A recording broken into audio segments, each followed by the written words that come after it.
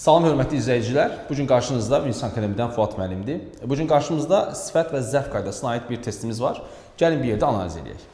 Deməli, ilk etapda testə baxan kimi görürük ki, cümlədə sifətin müqayisə dərəcəsinin göstəricisi zəm var.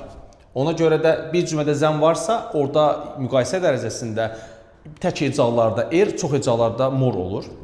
Biz ilk etapda A variantı çıxırıq, çünki fast nə mor, nə də yoxdur. Bu A dərəcənin göstəricisidir deyə A-nı çıxırıq.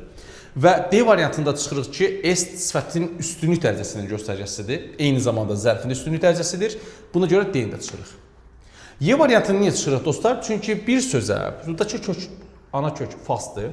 Bir sözə biz eyni anda həm mor, həm də artıra bilmərik. Ona görə Y variantı da səhvdir.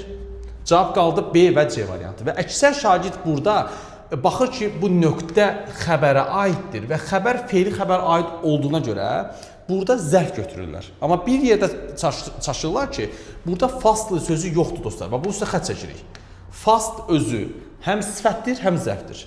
Əgər ismə aidsə sifət, hərəkətə, feili aidsə zərf olur. Və bu nöqtə feili xəbərə aid olduğuna görə fast burada zərf pozisiyasındadır və tək hecalı olduğuna görə də biz bunun dərəcəsində buna sadəcə artırmaqla kifayətlənirik. Və doğru cavabımız da qalır C variantı dostlar.